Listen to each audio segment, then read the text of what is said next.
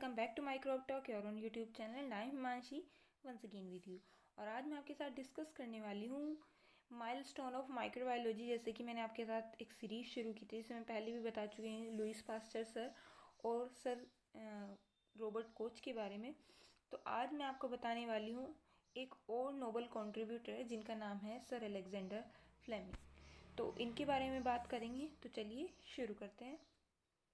सबसे पहले हम बात करते हैं, जो अलेक्जेंडर फ्लेमिंग सर थे वो बोर्न हुए थे 1881 में और उनकी डेथ हुई थी 1955 में।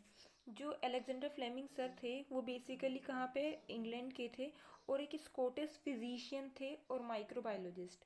माइक्रोबायोलॉजिस्ट में मैं स्पेसिफिकली बात करूँ तो वो क्या थे, बैक्टीरियोलॉजिस्ट थे। क्या थे वो, बैक्टीरियोलॉजिस्ट। और उन्होंने क्या क्या किया था, वो फिजिशियन थे बेसिकली, ठीक है। मतलब उनको जो ट्रेनिंग मिली थी वो किस में मिली थी, एज अ फिजिशियन दी गई थी।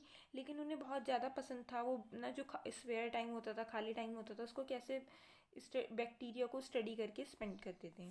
जो क्रेडिट है कि फर्स्ट वंडर ड्रग जो डिस्कवर की थी वो किसको जाता है, सर अलेक्जेंडर फ्लेमिंग को जाता है, जो कि जिसका नाम क्या था, पेनिसिलिन, जो उन्होंने डिस्कवर की थी 1929 में।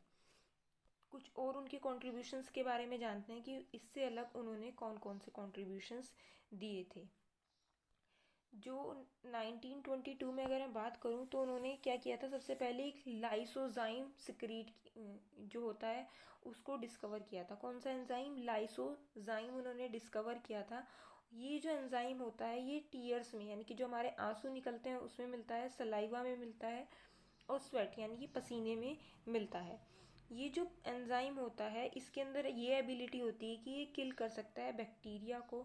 और क्या करता है, साथ साथ ये फर्स्ट बॉडी सिक्रीशन है जो क्या कर रहा है, कीमोथेरेप्यूटिक प्रॉपर्टीज़ को शो करता है। कीमोथेरेप्यूटिक प्रॉपर्टीज़ क्या होती है, यानी कि वो एक तरीके का केमिकल ओरिजिनेटेड चीज़ जो क्या कर रहा है, थेरेपी दे रहा है किस चीज़ के लिए, किसी भी डिजीज़ से फाइट करने के लिए। अब देखिए, क्योंकि जो लाइसोजाइम है उसमें कौन सी प्रॉपर्टी है, यस ये एक तरीके का एंजाइम है और उसमें कीमो थेरेप्यूटिक प्रॉपर्टीज़ हैं।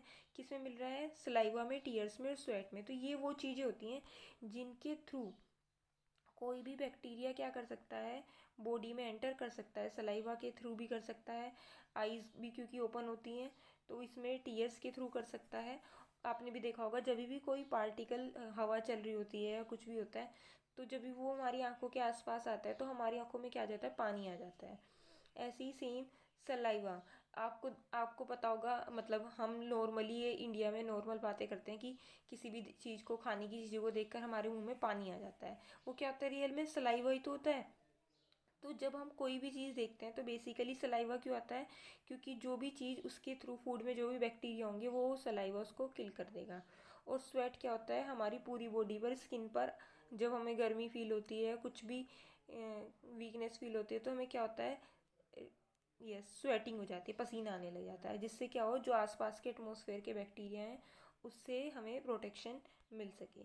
नेक्स्ट जो डिस्कवरी थी उनकी, जो कि बहुत ज़्यादा फेमस है, वो एंटीबायोटिक की डिस्कवरी थी 1928 में उन्होंने की थी।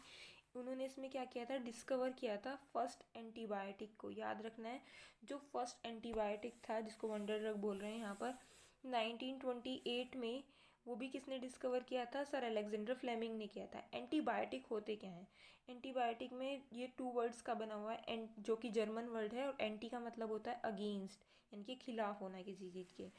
एंड बायोस का क्या मतलब होता है, बायोस मतलब होता है लाइफ, यानी कि वो चीज़ जब किसी भी लिविंग थिंग के अगेंस्ट यूज़ की जा रही है उसे हम क्या बोलेंगे, एंटीबायोटिक बोलेंगे।